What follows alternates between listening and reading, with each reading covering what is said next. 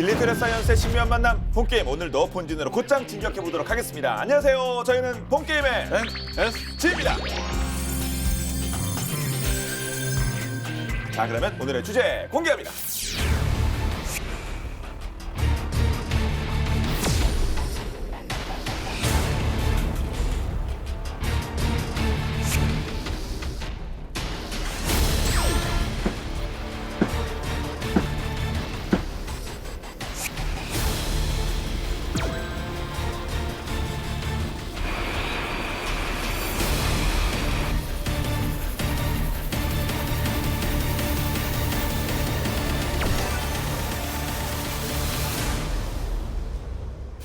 네, 자, 오늘의 주제는 작지만 강하다.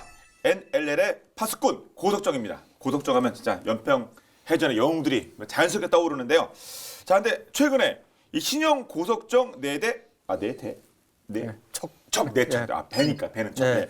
신형 고석정 4척이 이제 진술을 했죠. 네, 그렇습니다. 현재 우리 해군이 쓰고 있는 고속정 중에 이제 구형 참수리 고속정이 약 40여 척으로 이제 알려지고 있는데 이게 이제 1980년대 많이 이제 건조된 거예요. 그래서 노화가 좀 상당히 이제 심한 이제 그런 상태고 성능이 업그레이드된 신형 고속정을 이제 개발을 하기 시작했고 그 결과물들이 이제 나오기 시작하는 겁니다. 처음 나온 게 이제 참수리 211호정인데요. 이 신형 참수리죠. 네. 그리고 2016년에 처음으로 이제 한 척이 취역을 해서 서해 이람대에서 이제 운영을 하고 있고 앞으로 이제 배치된 게 212, 213, 215호정이 이제 배치될 예정입니다. 그리고 이제 말씀하신 작년 말에 진수된 그 최신형 고속정이 이제 216, 17, 18, 19 이렇게 번호가 붙어 있습니다. 214는 빼놓으셨어요. 예. 5타. 예. 214. 11, 12, 14. 아니 14가 없다는 거죠. 14가 없어요? 예. 해군에서는 함정 번호를 붙일 때 끝에 사자를 안 써요. 우리가 옛날부터 사자는 이제 죽을 사자다. 그래가지고 그래서 잘- 214가 없는 거예요? 네, 잘 안 쓰는 경향이 있잖아요. 엘리베이터 F 쓰듯이요? 사자. 예. 그 아파트니 어디도 아, 4층. 그렇죠. 맞죠. 네? 요즘도 그런지 모르겠는데 예전에 예. F 썼죠. 그렇죠. 예, 맞다, 맞다. 4층 안 쓰고 F층. 예. 그냥 쓰고 이것도 그랬죠. 210F. 예. 6.25 전쟁 때 함정 번호에 사자가 들어온 함정들이 실제로 임무 수행 중에 뭐 침몰하거나 뭐 이런 그래요? 불운을 겪은 적이 있다고 그래요. 네. 전통적으로 우리가 사자를 기피하는 여기에다가 이런 이제 경험이 맞물려 가지고 정말 그 사자를 기피하는 이제 그런 제가 경향이 있다고 그러고요. 과학한 입장에서요. 저 네. 통계 내본만 하면 아마 안 그럴 거예요.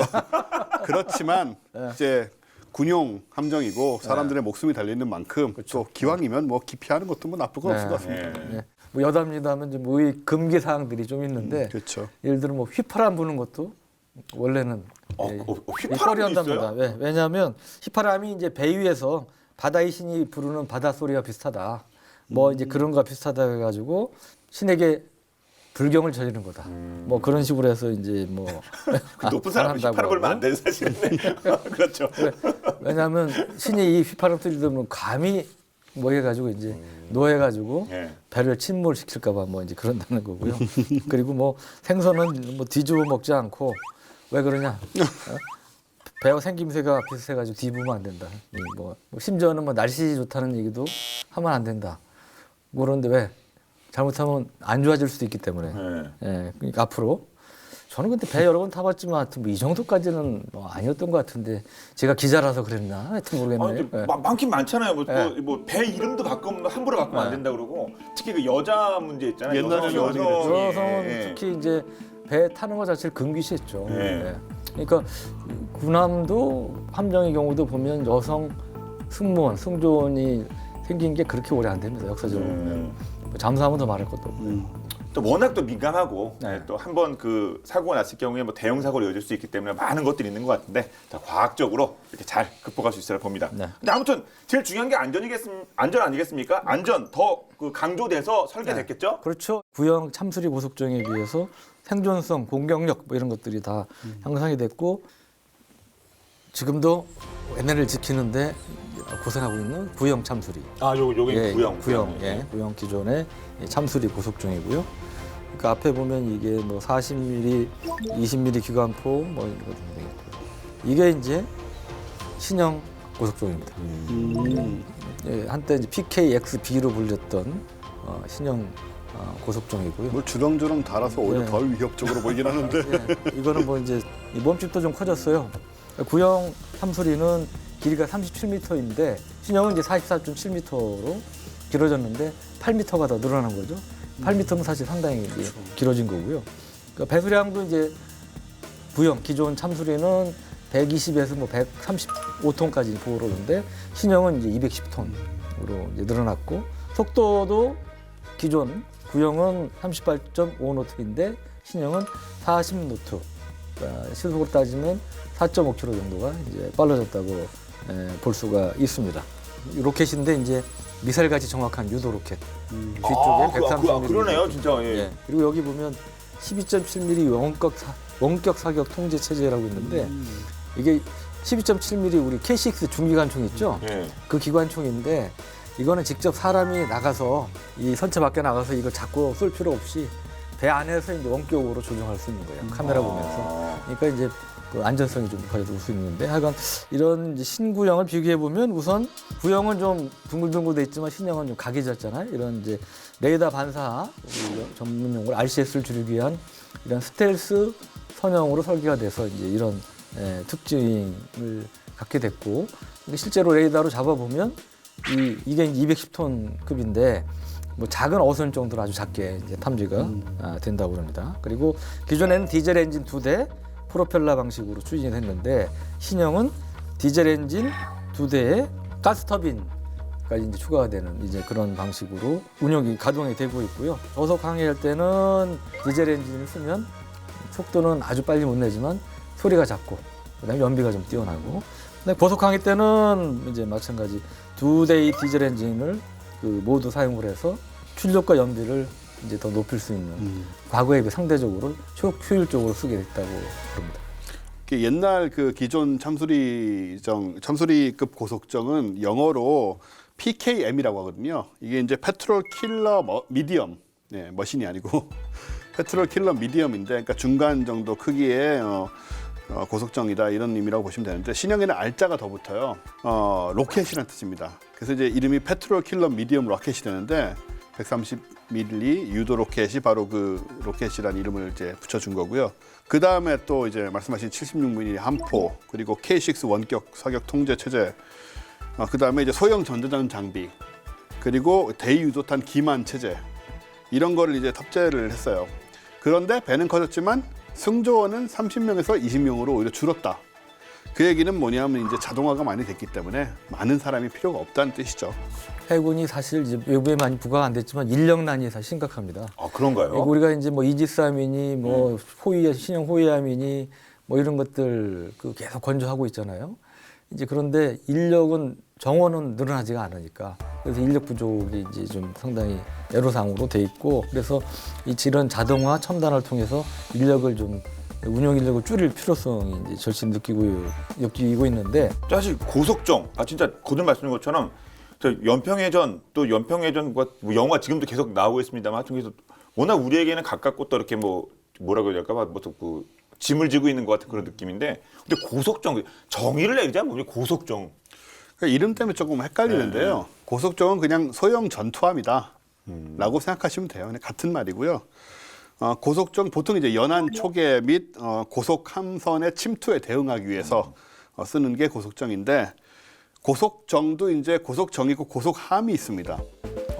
이것도 기본적으로 비슷한 거고요. 단지 차이가 뭐냐면 고속정은 이제 만재 배수량 400톤 이하가 고속정이고 400톤 넘어가면 고속함이라고 부르는 거죠. 그 사이즈에 따라서 다른 거군요. 정함 이런. 네. 그거 합쳐서 함정이 되나요 그러면? 뭐 그럴 수 있겠네요. 네. 한자로 그런 거죠. 한자로 보면 그게 맞아요. 그러니까 그 말씀하신 기준이 400톤이냐 500톤이냐 조금 나라와 기관에 따라 좀 차이는 있는데 여간 그 배수량에 따라서 이제 그런 구분하죠. 예. 참수리 같은 경우는 210톤이니까 고속정이 되는 거고요. 네. 또 윤영하급 이제 유도탄 고속함이라고 있는데 그건 이제 400톤이 넘어가니까 이제 고속함이 되는 것이고. 근데 고속정은 이제 이름대로 속력이 빠른 게 되게 중요하잖아요. 아니면 고속정이라는 이름 붙일 수가 없는 거니까. 요거는 보통 기본적으로 30-40노트, 그러니까 시속으로 따지면은 한 55에서 74km 기본이고요. 50노트, 그러니까 시속 90km가 넘는데 시속 90km가 넘는 속도를 내는 것들도 있어요. 우리 보통 저 고속도로에서 다 100km, 어떤 사람들은 뭐 120km로 놓고 달리고 하는데 그래서 뭐 별거 아닐 거라고 생각이 되지만 배를 타보신 분들은 이 물살을 헤치고 가는 배가 이 정도 속도를 내면 얼마나 빠른 건지 이제 짐작할 수가 있거든요. 예, 90km면 정말 이 공기부양정 정도 돼야 거죠. 예. 네. 90km 굉장한 될수 거죠. 있을 것. 고속도로는 100km지만 오프로드에도 100km 달려고 진짜 말 타기 수준이 이게 받고 막 저 과속 방지 떡. 이건 진짜 예. 블랙박스 삐삐삐삐삐 이 기갑 차량도 프로펠러 무한궤도 달리는 거는 시속 60km만 돼도 한 두 배 120km 달리는 것 같아요. 그러니까 그러니까요. 하물며 배는 뭐 더 많아요. 예. 그렇겠네요. 예. 근데 사실 우리가 배하면 솔직히 우리가 앞서 말씀 이지스, 뭐 항공모함, 막 순양함, 막 구축함 이런 것만. 근데 그럼 가장 작은 게 고속정보도 그럼 우리나라 해군을 운영하는 게 뭐 항공모함은 일단 없고 네. 그럼 어떻게 되는 겁니까? 이렇게 뭐 단계가 있을 텐데. 우리 해군도 이제 다양한 종류의 함정을 운영하고 네. 있죠. 우선 물에 떠 있는 수상함은 한 130여 척, 물 속에 있는 잠수함은 10여 척. 그러니까 뭐 인터넷에 다 나와 있는 한 18척 정도 이제 되는 곳으로. 비밀인데 사실은 비밀인데 인터넷 나와 있어요. 그걸 이제 우리가 이제 공공연한 비밀이라고 그러죠. 네. 국방부에서 공식적으로 인정만 안 하면 되는 거잖아요. 그렇죠. 네. 그리고 이제 그 해당 작전 헬기나 해당 초기 이런 이제 항공기가 70여 대를 운영하고 있는데 함정의 경우는 이제 구축함, 초계함, 호위함, 그다음에 고속정, 고속함 이런 것들이 있는데 이 중에 제일 큰 게 당연히 이제 구축함이고 거기서 제일 큰 거는 우리도 몇 번 얘기했던 이지스함, 이제 강개토 3급 해종대왕급 이지스함이고요. 이게 이제 7,600톤급이고 세 척이 있죠. 그 밑에가 이제 우리 한국형 구축함으로 많이 알려진 충무공 이순식급, 뭐 KD 2급, 광개토 2급이라고 이제 분류가 되는 이건 이제 4,500톤급 6척이고요. 이게 이제 아덴만에 이제 우리 종종 청해부대로 6개월마다 교대로 파병되고 있죠. 그리고 이제 첫 번째 한국형 구축함으로 불리는 광개토 대왕급, 그게 이제 KD1 또는 광개토 1급이고 이게 이제 3,500톤급이고요. 그리고 앞으로 이지스함 세 척도 추가로 들어올 거고. 그러니까 북한은 2,000톤 이상 되는 전투함이 없어요. 그러니까 이거 뭐 위형상 보면 하여튼 우리가 큰 전투함 훨씬 많다 북한보다. 그다음 그 밑에가 이제 초기함하고 호위함이 있는데 우선 호위함이 초기함보다 좀 큰 겁니다. 보통 과거의 구형 호위함은 울산급이라고 그래서 1,800톤급이 몇십 척이 이제 1980년대부터 건조가 돼가지고 운영이 되다가 지금 이제 점점 퇴역을 하고 있고요. 가장 최신형인 이제 대구급이라고 불리는 게 한 척이 배치가 됐고 그 다음에 이제 또 속속 진수가 되고 있습니다. 그 전에 이제 대구급보다 작은 이제 차기 호위함 배치 1급이라고 그러는데 이게 인천급이라고 그러는데 6척이 나와 있고 그다음에 옛날에 이제 80년대에 쓰던 구형 울산급은 상당수가 퇴역을 해서 지금 뭐 한 4, 5척 정도가 남아 있는 것으로 알려지고 있고요. 초기함은 이제 구형 옛날 70년대 말 80년대 초중반 이후에 울산급 호위함과 함께 진수가 돼서 우리 NLL 수호 등의 임무를 맡은 대표적으로 이제 현장에서 많이 뛴 배입니다. 이게 포항급이라고 있는데 이게 이제 1,000에서 1,200톤급이고요. 이것도 굉장히 여러 척이 배치가 됐어요. 우리 잘 아시는 천안함 그 비극의 주인공 천안 폭침 사건도 이제 초계함에 해당이 됩니다. 해당이 되는 배고. 근데 지금 이거 상당수가 퇴역을 해서 지금 이제 10여 척만 남아 있는 것으로 돼 있고. 근데 지금 퇴역하면서 이게 또 살신성인을 하고 있는 게 그냥 그 퇴역하는 게 아니고 이게 외국에 뭐 남미라든지 필리핀 뭐 심지어 태국 이런데 뭐 이런데 수출이 돼요. 근데 사실은 공유입니다. 그러니까 우리가 방산 수출을 위한 선의로 성의를 표시해 주는 거예요. 근데 공짜로 주면 뭐 해가지고 $100만 받고 이제 파는 식인데 그 큰 1,000톤 넘는 배를 $100 받는 건 사실 거의 거저 주는 거나 마찬가지예요. 근데 이 배들이 이 나라들이 이제 우리나라 60년대 비슷해가지고 이 우리나라는 퇴역한 배지만 거기서는 쓸만한 거예요. 쓸만한 좋은 배가 돼서 약간 손봐가지고 다시 일선의 전투함으로 쓰고 있는데 이런 것들이 이제 우리 방산 수출하는 도움이 됩니다. 그래서 하여튼 그런 살신성인을 지금 하고 있는 배가 이런 마지막까지 마지막 퇴역하는 그 이후까지도 우리나라를 위해서 그렇죠. 애를 쓰고 있다. 이 초기함들이다. 울산급 호위함하고 그 포항급 초기함은 합쳐가지고 한 40척 이상이 이제 건조가 돼서 정말 80년대, 90년대, 2010년대까지도 사실은 우리 최일선에서 바다를 지킨 정말 고생한 배들이에요. 예. 그리고 이제 아까 말씀하신 고속함, 고속정은 이제 윤영하급 미사일 고속함이 이제 연평해전 교훈으로 탄생을 해서 무려 17척이 지금 이제 배치가 돼 있고 참수리급은 지금 아직도 이제 40여 척을 운영하고 있는 것으로 알려지고 있습니다. 해군은 그러면 우리나라가 이제 3면이니까 그러면 동해, 서해, 남해 이렇게 나누나요? 해군은 어떻게 되는 기본적으로 그런데요. 네.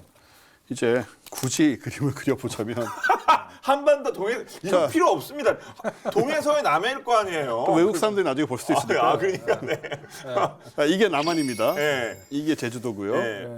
예, 여기가 이스트 시 영어로 써 이스트 시. 네. 이스트 시예요 이게. 웨스트 시, 예. 뭐 사우스 시라고 하죠. 예. 특히 여기가 중요합니다. 이스트 시. 예. 독도도 여기 표시해놔야 돼요. 여기. 예. 예, 울릉도, 독도. 네, 울릉도에서 육안으로 독도가 보이는 모습이 이번에 잡혔습니다. 아, 네네. 울릉도에서 육안으로 독도가 보인답니다. 사진 찍었어요 이번에 어떤 예. 작가분이. 휴전선 있고요. 일단 동해에 있는 게 1함대. 1함대가 동해에 있고 그다음에 서해에 2함대가 있습니다. 그다음에 남해에 3함대가 있어요. 이건 개수가 아니고 숫자입니다. 제1함대, 제2함대, 제3함대. 그다음에 또 뭐가 있냐면 제7기동전단이라고 있는데 예. 사실은 이게 제일 세요. 이건 이제 항상 주둔해 있는 것이고요. 제7기동전단은 어디에 있느냐? 요건 지금 제주도에 기지가 있어요. 원래 이제 부산하고 진해에 있다가 지금 제주도 쪽에 기지가 있는데 뭐 이렇게 그렇게 멀지 않잖아요. 아 그럼요. 요 지역에 있으면 여기 이제 사실은 이 해협이잖아요. 이렇게 통과하는 거고 대한해협을. 그래서 요 지역에서 일단 기반을 두고 해상 교통로 보호하고 그다음에 대북 대비태세 유지하고 국가 대외 정책 지원하고 하는데 여기 이 제7기동전단에 광개토대왕급 3척을 제외하고 9척의 구축함이 전부 여기에 들어가 있어요. 아 유사시 서해로도 가고 그렇죠. 동해로도 가고 해서 그게 예. 기동전단. 제7기동전단. 그러니까 일종의 우리 해군 입장은 전략 기동부대 비슷한 그런 거. 거죠. 이 아무래도 서해 쪽은 뭐 연평해전도 있었고 여러 가지 뭐 NLL 시끄럽잖아요. 좀 복잡하고 그런 곳에 비해서 동해는 좀 조용하긴 합니다만은 동해에는 또 구소련 해군의 함대, 지금 러시아 함정들이 또 드나들고 있고 또 잠수함들도 들어오기도 하고 해서 그리고 북한의 잠수함 전력이 동해 쪽에 많이 모여 있어요. 이쪽에는 뭐 중국도 있고 하니까 좀 부담스럽죠. 바다도 좀 얕고 하니까 이쪽으로 많이 모여 있어서 좀 신경이 많이 쓰이는 곳이기도 해요. 그래서 이제 훈련비 전술도 이제 제1함대는 주로 대잠전 위주로 하고 있고 그다음에 남해 이제 3함대 기함은 인천급 호위함인 전북함이 기함인데 동해 1함대가 대잠전을 중요시하고 서해 2함대는 이제 해상 공방전 우리 경험도 있듯이 해상 공방전을 중요시한다면 남해의 제3함대는 대침투전을 중요시하는 게 특징입니다. 그러니까 북한의 반잠수정이나 공작선이나 이런 거를 대상으로 훈련을 많이 하는데 이게 의외로 밑으로 많이 들어온다는 거죠. 이렇게 일로 들어오는 거는 오히려 들키기 쉬우니까 삥 돌아가지고 그런 경우들이 사실 역사적으로 꽤 있었죠. 네, 중국 통해서 네네. 중국 앞바다 이런 쪽으로 그래가지고 이렇게 들어오고. 쭉 돌아가지고 여수 앞바다 반잠수정 격침 저런 사건이 일들이 대표적이죠. 있었죠. 그래서 남쪽에서 오히려 이제 그런 거를 좀 훈련을 자주 하고 있고 근데 오늘의 주인공인 고속정을 주로 운영하는 곳은 이제 서해 2함대입니다. 서해 이제 북방한계선 NLL 지역을 관할하는 주력 전투부대이기 때문이고 기함은 이제 2함대 기함은 광개토대왕급 구축함 2번함 신형 참수리 한 척도 지금 한 척씩 만들어지는 것도 여기에 배치가 돼 있고요. 네. 그 이함대가 사실은 정말 지금 현재 북한의 국주도발이 없는 상황이니까 그렇지만 과거에 연평해전도 있고 계속 도발이 있었잖아요. 그때는 정말 휴가도 제대로 못 가고 정말 고생한 부대인데 실전을 해야 되는 실전을 했고 예. 실전했고 희생자도 있었고 그러니까요. 이제 그런 부대고 이함대가 아까 말씀하셨지만 상대적으로 조금 그런 면에서는 긴장도가 낮았는데 2년 전이 2018년 말에 한번 높아졌죠. 그때 광개토대왕함이 일본의 해상 최객이 뭐 레이더 조준했다. 또 한일 예, 관계가 약간 그래가지고, 묘해지면 예. 그렇겠네요. 그래가지고 그 일본 때문에 긴장도가 사실 이란데도 더 높아졌어요. 그리고 특히 이제 꽃게철. 꽃게철. 꽃게철. 좋죠, 꽃게철. 예, 예. 좋죠, 아주 그러니까 그냥 보통 1년 이제 내내 기다립니다. 꽃게철. 4월에서 6월쯤 네. 사이 이때가 이제 두 차례 연평해전 다 꽃게철에 벌어졌어요. 그래서 꽃게철이 가장 긴장도가 높은 그런 이제 계절이었습니다. 왜? 예. 중국 어선, 그다음에 북한 어선들도 이제 그때 한대잖아요. 그러니까 조업하느라고 자꾸 NLL 근처 어떨 때 넘어와서 조업다고 무리하는 거예요. NLL 넘어면 우리 대응 안 할 수 없잖아요. 특히 지금 골치 아픈 게 중국 어선들입니다. 얘들은 무법자예요. 지금 그 마구잡이로 그냥 왔다 갔다 하고 막 그러니까 그리고 이제 NLL 아슬아슬 경계선에 걸쳐서 막 몇백 척이 몰려서 조업하기도 하고 그래서 우리 군이나 해경에서 제일 골치 아팠던 존재가 사실 북한도 있지만 이 중국 어선들이었는데 여가 이 꽃게철의 경우 이제 그렇고 또 여기서 이제 또 우리가 간과하지 못할 게 어망들 이제 어망들 깔아놓잖아요. 근데 배에 이제 자주 그물이나 이런 것들이 이제 걸리는 거예요. 그러면 실제로 이게 작전에 지장되는 경우가 많습니다. 그래서 이런 것들이 막 섞여 있다 보면 남북한 어선에 중국 어선 또 이제 뭐 북한 경비정이 이제 여기 북한 어선이나 중국 어선 단속한다고 뭐 의도했든 의도하지 않았든 LL을 넘어오는 상황도 생기고 그럼 우리가 이제 그 구두로 경고해서 조용히 넘어가면 좋은데 버티면 경고 사격도 해야 되는 상황도 생기고 그래서 서로 간에 이제 의도하지 않았던 이제 긴장 고조 상황과 이제 우발적인 충돌 상황이 이제 생길 수도 있는 거죠. 그러다 보니까 상당히 신경이 곤두된 상태로 몇 달을 보내야 되니까 이제 어려운 거죠. 일단 뭐 한정된 지역에 배가 많아지면 사실은 뭐 여러 가지 뭐 사건 사고가 발생할 확률이 높아지긴 하니까요. 그렇죠. 그래서 꽃게철이 특히 우리 해군 장교도 힘든 때군요. 근데 이 고속정의 내부 시설은 좀 배가 좀 이게 작아갖고 이거 또 무슨 또 그 그렇죠. 특이한 점이 있을 것 같아요. 이렇게 배석 고속정을 제가 타고 놀란 게 그거 타보셨어요? 이지스도 타보셨는데 여러 번 고속정. 탔어요. 여러 번 타고 이제 고속정 타고 이 표류 작전이라고 그래서 막 그렇게 엔진 고장난 상황을 이렇게 하는 거예요? 고장난 상황이 아니고 뭐냐면 이제 옛날 간첩들 내려올 때 간첩선 잡는다고 매복해 있는 거예요. 엔진 끄고? 엔진 끄고 그래서 조용히 이렇게 그냥 파도에 맡기고 이제 배 흔들리는 대로 이렇게 했는데 그거 참 묘합니다. 그리고 아주 멀미하기 쉬운데 하여튼 여간간에 그런 거 경험을 통해서 그 안에 들어가 보고 놀란 게 작아도 웬만한 것들 많이 있어요. 사실은 이렇게 작은 배 이런 것도 있나 싶을 정도로 갖춘 것들 제법 갖춰져 있어요. 왜? 작전 나가서 그래도 몇 시간이든 작전을 해야 되고 또 그런 무력 충돌 상황이 생기고 그러면 하루 이상 작전해야 될 수도 있잖아요. 그러니까 이만한 기본적인 생활을 하는 그런 화장실이나 이런 건 당연히 있고 그런데 이제 기본적으로 취사 시설 그다음에 정수기나 웬만한 제대로 된 삶의 질 측면에서 봤을 때 이제 열악한 그런 것들이 있죠. 출항 3, 4일 전부터 뭐 도시락, 생수, 뭐 화장실 휴지 뭐 이런 거는 이제 나름 열심히 이제 챙겨야 된다고 그러고 그리고 이제 위아래 오르내리고 그럴 때 출입구나 이런 건 당연히 비좁습니다. 비좁고 침대 있기는 있는데 거기 승조원 전원이 잘 수 있는 그 숫자가 안 돼. 공간이 안 되니까 교대로 자야 됩니다. 그다음에 이 고속정 근무하는 사람들 복장을 보면 일반 해군들 뭐 세라복이라고 그러죠. 뭐 이제 그런 복장하고 좀 달라요. 뽀빠이가 입는 그런 옷 네, 같은 거 있잖아요. 깔끔한 하얀색 옷 빈다졌어요. 그러니까 이제 조종사들이 입는 것 같은 그러니까 자크가 달려가지고 한 번에 쭉 올렸다 내렸다 하면서 벗고 입을 수 있는 이제 그런 것들이 이제 많이 있는데 출동이 용이하기, 신속하게 출동하기 위해서.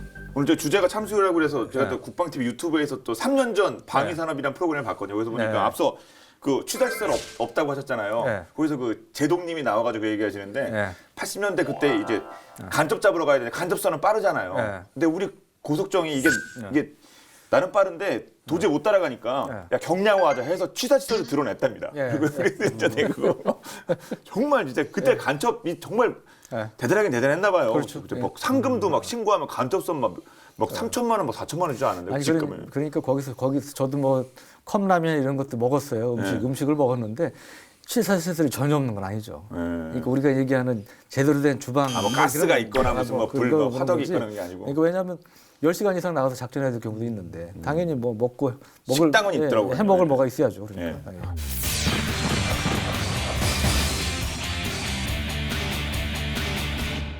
참 해군 그 지식의 부족을 진짜 육군은 말도 안 되는 무슨 소총수도 있고 무슨 뭐 화기 뭐 사수도 있고 근데 해군은 이게 좀 용어도 다르고 역할도 다르실 것 같아요. 그리고 각각의. 굉장히 이제 물론 해군이나 공군은 이제 부사관 중심입니다. 직업군인 왜냐하면 장비를 다루기 때문에 이제 그 병보다는 부사관 중심이라고 하지만 종류가 굉장히 다양해요 분야가. 그러니까 조타, 무장, 타통, 사격 통제, 뭐 전탐, 전파 탐지, 레이더고요. 음탐, 음향 탐지, 소나. 뭐 28개 정도 이제 직절이 있다고 그러고요. 근데 제일 많은 거는 갑판병이죠. 육군들에겐 보병 비슷한 존재고. 그리고 전탐, 음탐 뭐 이런 부분들은 사실은 굉장히 전문성을 요합니다. 우리가 영화에도 나오지만 소나 음향 탐지 장비 그 소리 들었다고 이게 잠수함인지 아군건지 적군건지 예? 그 18개월씩 20몇 개월씩 근무하는 병사가 알 수 있겠어요? 그러게요. 예, 그러니까 이거 전문적인 거는 레이더도 마찬가지고 그러니까 전문적인 거는 부사관들이 하는 것이고 그러니까 병사들은 이제 보조적인 역할을 한다고 볼 수가 있는 것이고요. 그다음에 뭐 정보통신, 전자전 뭐 이렇게 많이 있습니다. 네. 자, 그 해군에 말씀하신 대로 여러 가지 이게 직군이 있는데 그 중에 대한민국 해군 직별 중 잠수 능력으로 기네스북에 등재된 해난 구조 전대. 앞서 그 특수부대 중에 한 명 언급됐죠. 해난 구조 전대분들이 계시다고 하는데 오늘 본방 야사에서는 바다의 119 해난 구조 전대 SSU의 활약상에 대해 살펴보도록 하겠습니다. 어떤 내용일지 보시죠.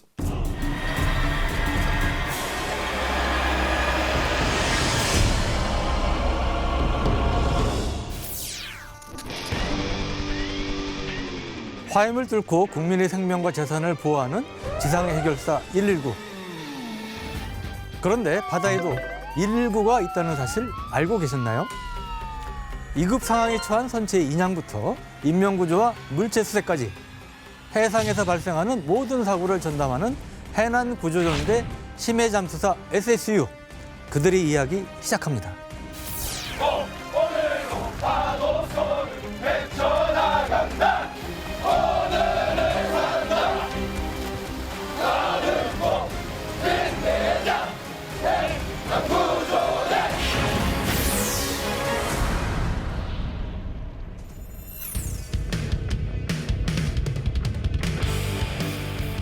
대한민국 특수부대 중 하나인 SSU는 1950년 해상공작대라는 이름으로 처음 세상의 모습을 드러냈는데요.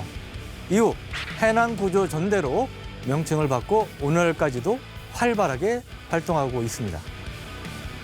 이들이 다양한 활약 가운데 SSU가 세계적으로 이름을 드높이게 된 사건이 있었는데요. 북한 반잠수정을 인양할 당시였죠. 반잠수정이 전남 여수 해안에 나타나자 우리나라 해군은 반잠수정을 발견해 격침했는데요. 하지만 이후 가라앉고만 반잠수정을 끌어올리는 일이 또 다른 문제로 남고 말았죠. SSU의 반잠수정 탐색 작업을 유심히 지켜보는 메인 눈이 있었으니 바로 미국 해군이었습니다. 미군은 우리나라가 4억 5천만 원을 준다면 한국 배와 한국 장비로 반잠수정을 찾을 수 있는 민간 전문가를 포기해주겠다고 제의하기도 했었죠. 그러던 중 다른 나라의 도움 없이 SSU가 반잠수정을 찾아낸 것이었습니다. 사실 미 해군은 심해 잠수 기술을 전수해달라는 우리 해군의 요구를 들어주지 않았던 과거가 있었는데요. 그런데 갑자기 우리나라 해군이 미국도 해본 적이 없는 150m 수심에서 반잠수정을 인상하자 이게 무슨 일인가 하는 놀라움을 감추지 못했죠. 이상하게도 국내에서는 반잠수정 인양 과정이 큰 이슈가 되지 못했지만 미국과 일본 방송사들은 대한민국 해군이 수심 150m에서 함정을 인양한 사실을 대서특필했습니다. 실제로 이 사건은 1990년대 기네스북에 등재돼 있던 미국의 98m 잠수 기록보다 무려 52m를 더 갱신하며 새로운 기네스북 기록을 세웠죠. 이런 기록이 가능했던 이유는 SSU만의 잠수 기법이 있었기 때문인데요. 수심 40m까지는 스쿠버 잠수를, 40m, 91m까지는 심해 잠수를, 그리고 300m까지 내려가는 포화 잠수 기법 등을 사용하는 것이 바로 그 비결이었습니다. 보통 10에서 30분을 넘기지 못하는 다른 잠수 기법과 달리 포화 잠수는 잠수 요원이 번갈아 가면서 작업이 가능해 작업 시간의 제한을 비교적 덜 받는다는 이점이 있었죠. 물론 한 번 잠수한 이들은 수심에 따라서 5일에서 14일간은 잠수를 하기 어렵다는 제한이 생기기에 긴급한 사안에만 적용됐습니다. 이 밖에도 SSU원이 잠수정을 타고 500m 이상 해저로 내려가서 각종 수색 작업이나 조난당한 잠수함 승조원을 구조하는 심해 구조 잠수정 잠수법도 있는데요. 이는 연평해전 당시 바닷속에 가라앉은 참수리 357정 속에서 실종됐던 한상국 상사를 발견할 때도 사용했던 기법이었습니다. 이후 대원들은 침몰한 삼수리 고속정 인양에 성공하며 뼈아픈 잠사를 수습하는 데 앞장섰죠. 이처럼 SSU 대원들은 독보적인 잠수 기법을 활용해 다양한 활약을 보이고 있는데요. 2012년 평안북도에서 발사된 장거리 로켓 은하 3호의 대형 잔해물을 서해 해저에서 인양하기도 했습니다. 파편이 아닌 원형 그대로를 인양해 더욱 화제가 됐었고, 이는 우리 군이 북한 미사일의 기술 수준을 파악하는 지표이자 징조물이 되었죠. 북한으로서는 예상치 못해선 뼈아픈 실적이었습니다. 이를 의식한 탓일까요? 이후 북한은 2016년 장거리 로켓의 1단 로켓을 공중에서 폭발시켰고, 이는 서해에 약 270여 개의 파편으로 흩어지게 되는데요. 그렇다고 포기할 SSU가 아니죠. 해군은 잔해 위치를 파악했고, 이번에도 어김없이 SSU 대원들은 잠수를 했습니다. 여러 파편으로 흩어진 조각들을 찾는 일은 결코 쉽지 않았는데요. 그러나 우리 SSU 대원들은 생존을 위한 여러 장비를 메고 이번에도 북한 로켓의 추진체 연결부와 연소가스 분사구 등 로켓의 잔해물을 대거 인양하는 데 성공합니다. 이 덕분에 우리나라는 북한이 쏘아올린 로켓의 정확한 성분에 대해서 밝혀낼 수가 있었죠. SSU의 활약은 군사적인 일에 국한되지 않는데요. 모두를 놀라게 할 또 다른 업적, 바로 바다의 유물을 발굴하는 일이었죠. 우리에게 잘 알려진 인물, 충무공 이순신 장군의 거북선 유물을 발굴한 이들 또한 SSU 대원들이었습니다. 이들은 1976년부터 1984년까지 11차례에 걸쳐 신안 해저 유물 발굴에 나섰고, 도자기류의 기타 유물 약 22,007점과 선체 445편에 달하는 방대한 양의 유물을 인양했습니다. 해상에서 위급한 일이 생기면 누구보다 가장 먼저 출동하는 바다의 119, SSU. 그야말로 물불을 가리지 않으며 보이지 않는 곳에서 다방면으로 활약하고 있는 SSU 대원들. 그들의 노고를 기억해야겠습니다.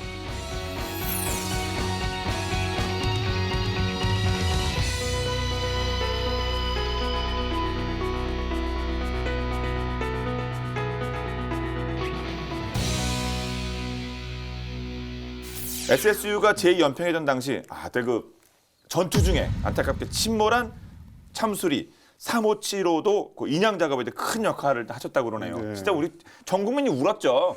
그때 이제 2002년이잖아요. 그때 월드컵 때. 월드컵 때. 6월 9일, 29일, 6월 29일인데 북한 경비정 두 척이 이제 남한 측의 북방 한계선을 침범하면서 계속 남하를 한 거죠. 거기 이제 가만히 있을 수 없으니까 대한민국 고속정이 이제 4척이 차단 기동에 나섰는데 저쪽에서 이제 선제 포격을, 기습 포격을 한 겁니다. 갑자기 당하니까 참수리 357호정 조타실이 순식간에 화염에 휩싸여 버렸고, 그래서 우리 대원들도 당연히 이제 사격을 했죠. 포를 쐈고, 그래서 이제 교전이 시작이 된 건데, 이 전투에서 이제 집중 포격을 당했던 참수리 357호정 승무원 30명 중에 윤영아 소령 등 6명이 전사를 하고 19명이 다쳤고, 참수리 357호가 이제 침몰되는 그런 일이 벌어진 거죠. 네. 그때 저도 이제 국방부 있었으니까 이제 현장에 있었다 볼 수 있는데, 그때 토요일이었어요.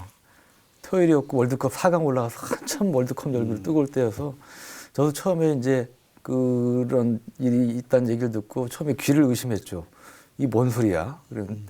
근데 처음에 이게 사안이 얼마나 심각하냐를 이제 판단해야 될 일이 생겼는데, 왜냐 그때 토요일이어서 신문을 안 만드는 날이에요. 쉬는 날이고, 그래서 집에서 이제 연락 받았는데 사상자 생기고 배도 침몰하고 심각합니다. 그래서 이제 그때 이제 후닥닥 좀 뛰어나갔죠. 신문 호해내고. 하여튼 뭐 그런 상황이었는데, 여간 그때 이제 기습을 받은 거죠. 부동 경비정 기습을 받았는데, 그때 이제 불굴의 이 군인 정신을 보여준 게 우리 연평해전의 영화를 통해서도 뭐 잘 나타났다고 보는데요. 그때 이제 357호정이 이제 지금도 쓰고 있지만 이 구형 이제 고속정이다 보니까 갑판에 이제 그 장병들이 튀어나가서 기관총을 쏘든 소총을 쏘든 이제 전투를 이제 벌였던 거고, 그때 이제 M60 기관총 사수였던 분이 이제 고 서원 하사라고 계신데, 그분이 이제 갑판 한가운데서 M60 기관총으로 응전하시다가 이제 산화를 하셨고, 조타장이었던 이제 한상국 하사도 가슴에 관통상을 입은 상태에서 이 조타실 내에서 이제 키를 끝까지 잡고 지키시다가 이제 또 전사를 하셨고요. 그때 이제 참수리 357호중이 나중에 인양이 되는데요. 침몰했다 인양이 되는데, 그때 하여튼 그 한하사가 그 조타 키를 그때도 잡고 있었다는 게 이제 많이 알려진 일합니다. 물론 중사로 이제 추서가 되시고 그랬는데, 그때 이런 모습들이 우리 전쟁기념관에 보면 그 참수리 357호종이 똑같이 복제해 놓은 배가 있습니다. 네.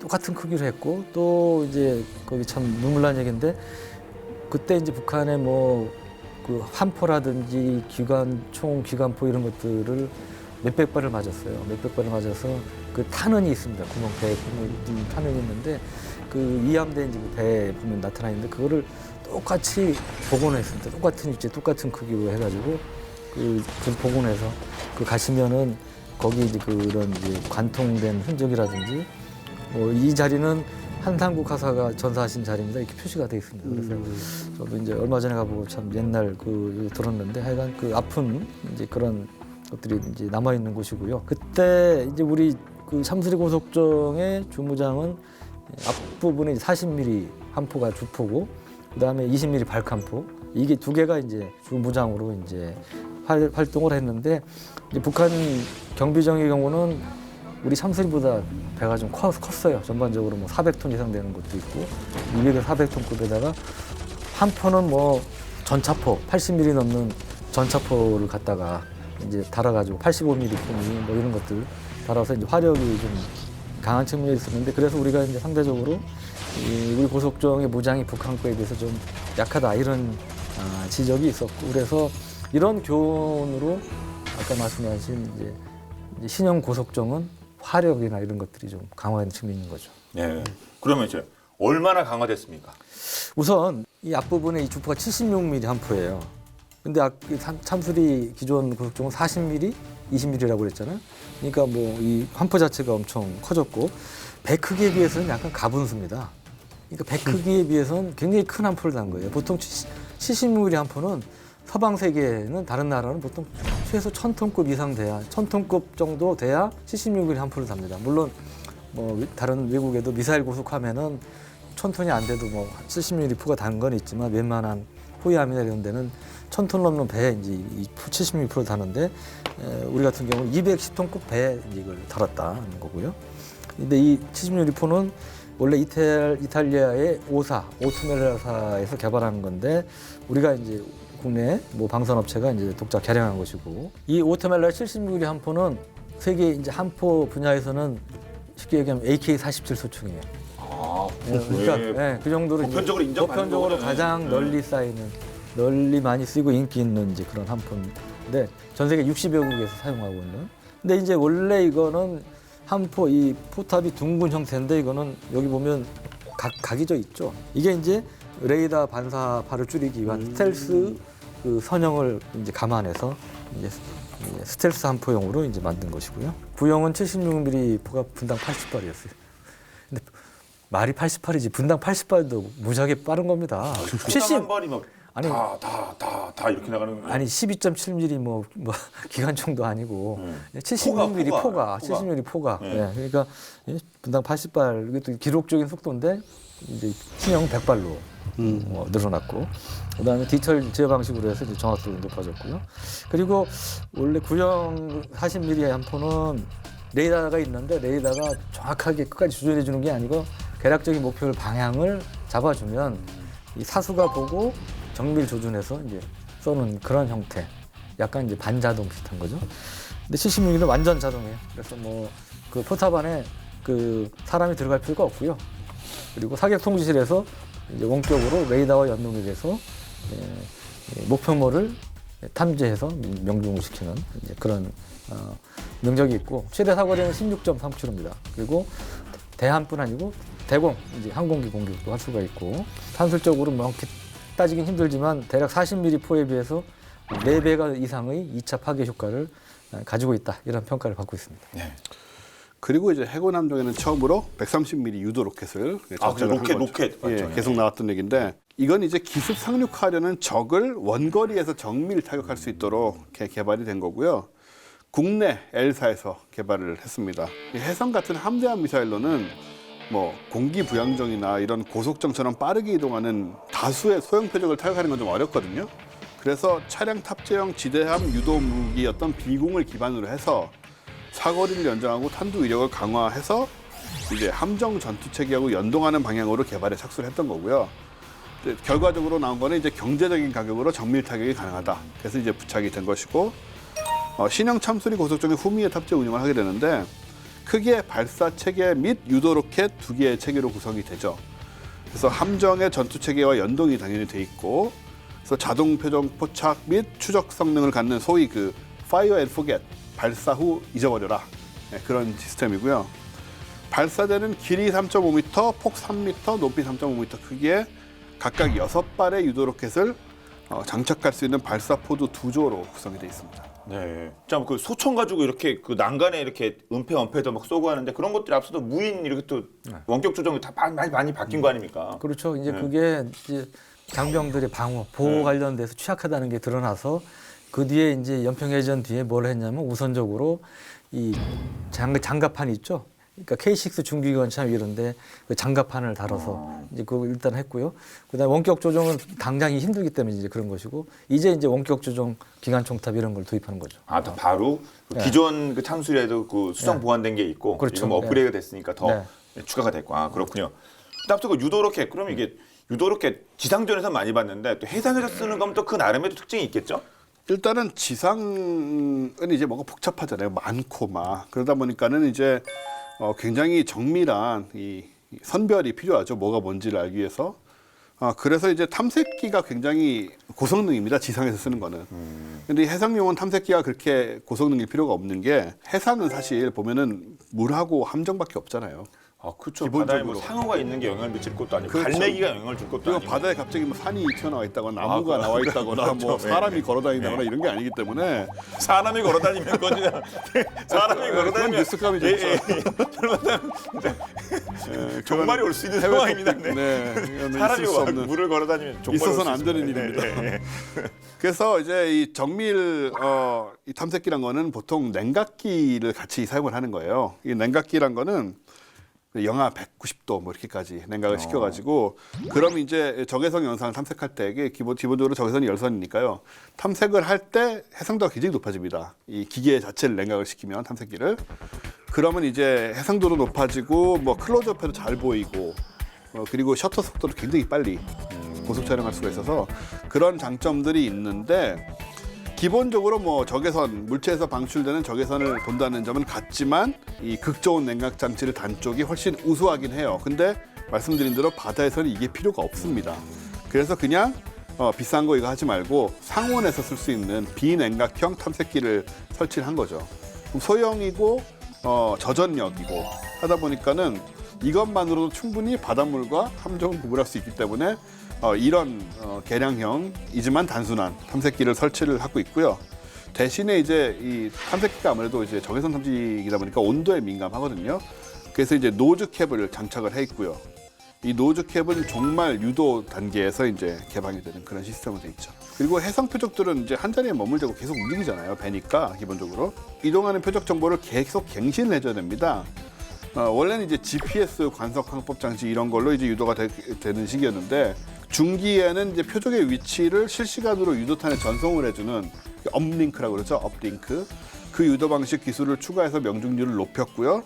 탄두는 이제 고폭탄두하고 지연 충격 전자식 신관을 장착을 했고 다수의 표적과 동시 교전이 가능하다. 이런 시스템을 장착한 거죠. 네. 지금 말씀하신 이제 그런 무기를 갖추게 되면 특히 이제 그 북한 공기부양정에 대한 신속한 대응이 가능한데요.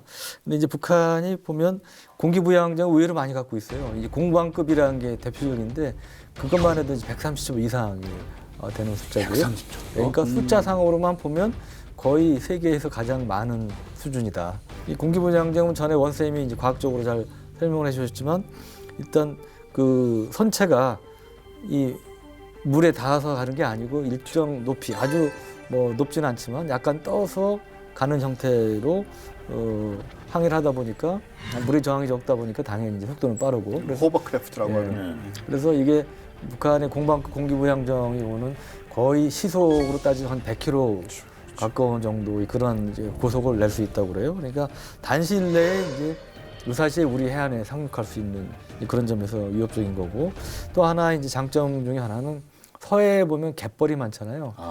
이 갯벌이 사실 배들한테는 무덤이죠. 무덤. 지옥이죠. 예, 지옥이에요. 지옥인데 공기부양장은 거기를 자유자재로 다닐 수 공기 있다는- 부양했으니까. 그렇죠. 예. 그렇죠. 그러니까 뭐 이제 그런 조속간만이 차가운 서해 갯벌도 그냥 다닐 수 있다는 게 큰 장점이고 보통 배가 아주 크진 않습니다. 한 1개소대 정도 병력을 태울 수 있는 그 정도 이제 크기 배인데 이게 북한이 원래 공기부양정 기지가 서해의 경우는 평양북도 쪽에 있었어요. 근데 약 10년 전에 황해도 고안포라는 데 이제 새로 한 40척에서 60척을 배치할 수 있는 기지를 새로 만들었는데 여기서 출동하면 백령도까지 30분이면 가요. 30분 내에 도달할 수 있는 이런 가까운 거리에 또 이제 공기부양정 기지를 새로 이제 만들기도 했습니다.